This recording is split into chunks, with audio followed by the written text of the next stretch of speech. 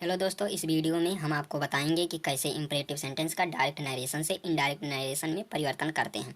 आपको पहले ही बता दूं कि जिन लोगों को इंपरेटिव सेंटेंस क्या है नहीं पता है, वो लोग इस वीडियो को नहीं समझ पाएंगे। लेकिन दोस्तों, आप लोग चिंता मत करिए, क्योंकि मैं पहले आप लोगों को इंपरेटिव सेंटेंस क्या है यही पहले बताऊँगा। फिर उसके बाद इंपरेटिव सेंटेंस का डायरेक्ट नरेशन से इनडायरेक्ट नरेशन में कैसे परिवर्तन करते हैं, इसका नियम बताएंगे। चलिए देख लेते हैं इंपरेटिव सेंटेंस क्या है।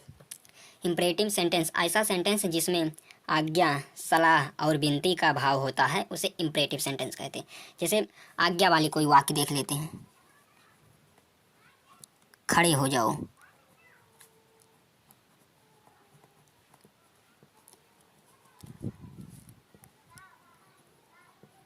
कृपया मुझे एक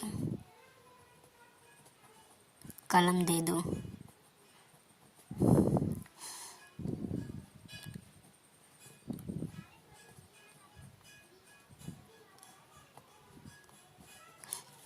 पहला सेंटेंस है खड़े हो जाओ, दूसरा सेंटेंस है कृपया मुझे एक कलम दे दो, तीसरा सेंटेंस है धूप में मत खेलो। दोस्तों, अगर आप लोग यह सेंटेंस ध्यान से पढ़ोगे तो आप लोगों को इसमें इंपरेटिव सेंटेंस का भाव साफ साफ नजर आएगा। जैसे पहला वाक्य है खड़े हो जाओ। खड़े हो जाओ, खड़े हो जाओ कोई कब कहता है? जब कोई हमारे सामने बड़ा व्यक्ति आया हो और हम बैठे हो, तब वह कहता है खड़े हो जाओ। खड़े हो जाओगे यानी कि वह हमें आदेश दे रहा है। अब दूसरा सेंटेंस देखिए, कृपया मुझे एक कलम दे दो, यानी कि कोई भी व्यक्ति हमसे कलम मांग रहा है, यानी कि वो हमसे विनती कर रहा है। विनती, कृपया शब्द आ गया है ना, तो कृपया शब्द एक विनती सूचक शब्द है। और वैसे भी जब कोई सामने वाला मुझसे कोई भी चीज़ मांगता है, यानी कि वह रिक्वेस्ट कर रहा है, तो यहाँ विनती का भाव हो जाएगा, विनती। और तीसरा वाक्य है धूप में मत खेलो। देखिए दोस्तों, यहाँ पर एक व्यक्ति हमें सलाह दे रहा है। हम लोग धूप में खेल रहे हैं, वो हमसे कह रहा है कि धूप में मत खेलो, नहीं तो बीमार हो जाओगे। ये तीनों वाक्य पढ़ने से ही पता चल रहा है कि किस वाक्य में किसका भाव है। इसमें हो जाएगा सलाह का। इसको ऑर्डर्ड, रिक्वेस्टेड, इसको एडवाइज। दोस्तों, हमें इनडायरेक्ट नरेशन बनाते समय इन्हीं सेंटेंसेस का भाव स्पष्ट करना है, और उसी भाव के आधार पर हम इन सभी सेंटेंसेस का इनडायरेक्ट नरेशन बनाएंगे। पहला सेंटेंस है he said to the boy, comma double comma give me your book. तो ये आप लोगों का रिपोर्टिंग वर्ब है और ये आप लोगों का रिपोर्टेड स्पीच है। तो अब आप लोगों को इंपरेटिव सेंटेंस में क्या करना है कि रिपोर्टेड स्पीच वाले सेंटेंस को बहुत अच्छी तरह से पढ़ना है और उसके भाव को समझना है। गिव मी योर बुक, मुझे अपनी किताब दे दो, यानी कि कोई भी व्यक्ति हमसे कोई वस्तु मांग रहा है, यानी कि विनती कर रहा है। विनती कर रहा है तो विनती को इंग्लिश में रिक्वेस्ट लिखते हैं। अब सबसे पहले क्या करेंगे कि रिपोर्टिंग वर्ब के सब्जेक्ट को बिना किसी परिवर्तन के उतार लेंगे। उसके बाद यहाँ रिपोर्टिंग वर्ब के मेन वर्ब का परिवर्तन देख लेते हैं। परिवर्तन आप लोगों को इसी सेंटेंस के अनुसार ही इसका परिवर्तन करना। जैसे जब रिपोर्टेड स्पीच वाले सेंटेंस में विनती का भाव होगा, तो रिपोर्टिंग वर्ब वाले मेन वर्ब को रिक्वेस्टेड में बदल देंगे। ऑब्जेक्ट को भी बिना किसी परिवर्तन के उतार लेंगे। अब यहाँ पर कामा हटाएंगे तो कंजक्शन दैट ना लगेगा, ना इफ या वेदर लगेगा। इंपरेटिव सेंटेंस में जब इन्वर्टेड कामाज को हटाते हैं तो कंजक्शन टू का प्रयोग करते हैं। इसके बाद इंपरेटिव सेंटेंस में तो कोई टेंस होता नहीं है, वो बिना किसी टेंस के होता है, इसलिए उसको ऐसे उतार देंगे। गिव मी, फर्स्ट पर्सन का ऑब्जेक्ट है तो ये बदलेगा रिपोर्टिंग वर्ब के सब्जेक्ट के अनुसार। तो ही सब्जेक्टिव केस में है तो इसका ऑब्जेक्टिव केस ही का हिम हो जाएगा। अब ये सेकेंड पर्सन का प्रोनाउन है तो ये बदलेगा रिपोर्टिंग वर्ब के ऑब्जेक्ट के अनुसार। द बॉय, द बॉय यहाँ योर पॉजिटिव केस में है तो द बॉय का पॉजिटिव केस हिज बुक।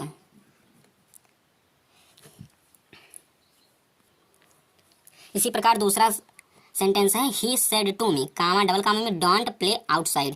तो ये आप लोगों का रिपोर्टिंग वर्ब है और ये रिपोर्टेड स्पीच है।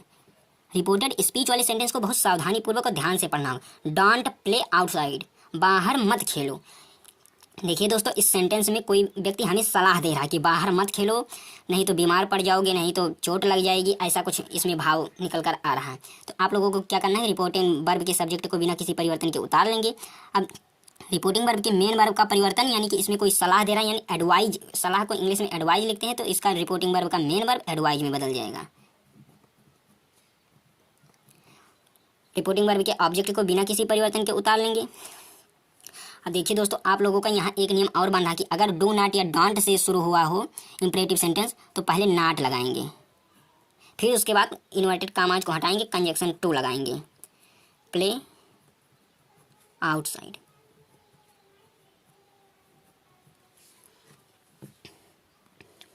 तीसरा सेंटेंस है the head master said, comma double comma में बॉयज स्टैंड अप। ये आप लोगों का रिपोर्टिंग वर्ब है और ये आप लोगों का रिपोर्टेड स्पीच है। अब आप लोगों को रिपोर्टेड स्पीच वाले सेंटेंस को बहुत सावधानी पूर्वक पढ़ना होगा। बॉयज लड़के, स्टैंड अप खड़े हो जाओ, यानी द हेड मास्टर सेड, मुख्य अध्यापक ने कहा लड़के खड़े हो जाओ, यानी कि वह उसे आदेश दे रहे, अध्यापक जी लड़के को आदेश दे रहे हैं, यानी ऑर्डर। अब रिपोर्टिंग वर्ब का सब्जेक्ट बिना किसी परिवर्तन के उतारेंगे। अब रिपोर्टिंग वर्ब के मेन वर्ब का परिवर्तन इसी सेंटेंस के भाव के अनुसार करेंगे, तो इसमें आदेश का भाव उत्पन्न हो रहा है, इसलिए इसे ऑर्डर्ड में बदल देंगे। ऑर्डर्ड द बॉय,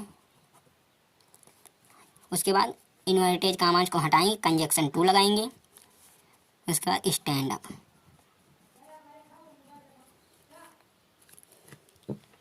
देखिए दोस्तों, ये आप लोगों का डायरेक्ट सेंटेंस था और ये इनडायरेक्ट सेंटेंस में परिवर्तन हो चुका है। दोस्तों, अगर आपको अभी तक इन नियमों में समझने में कोई भी परेशानी हुई हो तो अब आप लोगों को इन नियमों से बहुत आसानी से समझ सकेंगे, क्योंकि यह नियम स्टेप बाय स्टेप है और आप आसानी से समझ लेंगे। पहला नियम है, इसमें रिपोर्टिंग वर्ब के मेन वर्ब को रिपोर्टेड स्पीच में आए हुए सेंटेंस के भाव के अनुसार रिक्वेस्टेड, एडवाइस तथा ऑर्डर्ड में बदल देंगे। दोस्तों, मैंने अभी आप लोगों को बताया है कि रिपोर्टेड स्पीच वाले सेंटेंस को आप लोग पढ़ोगे और जो भाव निकल कर आएगा उस भाव को आप लोग रिपोर्टिंग वर्ब के मेन वर्ब को परिवर्तन कर देंगे, जैसे रिक्वेस्टेड, एडवाइज और ऑर्डर्ड में। ये दो नियम सभी प्रकार के नरेशनों में कॉमन है। रिपोर्टिंग वर्ब के सब्जेक्ट को बिना किसी परिवर्तन के उतार लेंगे और हेल्पिंग वर्ब अगर आया है तो उसको भी बिना किसी परिवर्तन के उतार लेंगे, तो ही का ही रहेगा। देखिए, रिपोर्टेड स्पीच हेल्प, कोई हमसे मदद मांग रहा है, यानी कि वो हमसे निवेदन कर रहा है। ही रिक्वेस्टेड, उसके बाद ऑब्जेक्ट को बिना किसी परिवर्तन के उतार लेंगे, मी। अब इन्वर्टेड कॉमास को हटाएंगे, कंजक्शन टू लगाएंगे, हेल्प। ये आप लोगों का फर्स्ट पर्सन का ऑब्जेक्ट है, तो ये बदलेगा रिपोर्टिंग वर्ब के सब्जेक्ट के अनुसार। ही का ऑब्जेक्ट होता है हिम। अब दूसरा नियम है, इन्वर्टेड कॉमास को हटाकर कंजक्शन टू का प्रयोग करते हैं। देखिए दोस्तों, पहले रिपोर्टिंग वर्ब का मेन वर्ब बदला गया, उसके बाद इन्वर्टेड कॉमास हटे, कंजक्शन टू लगा। तीसरा नियम है, यदि रिपोर्टेड स्पीच वाले सेंटेंस में प्लीज या काइंडली जैसे विनती सूचक शब्द आए हुए हों तो रिपोर्टिंग वर्ब के मेन वर्ब को रिक्वेस्टेड में बदल देते हैं। देखिए दोस्तों, अगर किसी भी सेंटेंस में प्लीज या काइंडली आया है तो आप लोगों को क्या करना है कि रिपोर्टिंग वर्ब वाले सेंटेंस के मेन वर्ब को रिक्वेस्टेड में ही बदलना है और किसी में नहीं बदलना है, क्योंकि प्लीज और काइंडली ये दोनों विनती सूचक शब्द हैं। सेंटेंस है, he said to me, comma double comma, please give me a glass of water. अगर आप लोग रिपोर्टेड स्पीच वाले सेंटेंस में प्लीज या काइंडली शब्द देख लिए तो आप लोगों को रिपोर्टिंग वर्ब का जो मेन वर्ब है इसे रिक्वेस्टेड में ही बदलना है। सब्जेक्ट को बिना किसी परिवर्तन के उतार लेंगे, सेड टू का रिक्वेस्टेड कर देंगे, ऑब्जेक्ट में कामा हटेगा, कंजक्शन टू लगाएंगे। और आप लोगों को क्या करना है, इस प्लीज और काइंडली शब्द को भी हटा देना है। ये मी फर्स्ट पर्सन का ऑब्जेक्ट है तो ये बदलेगा रिपोर्टिंग वर्ब के सब्जेक्ट के अनुसार। तो ही का ऑब्जेक्ट होता है him, a glass of water.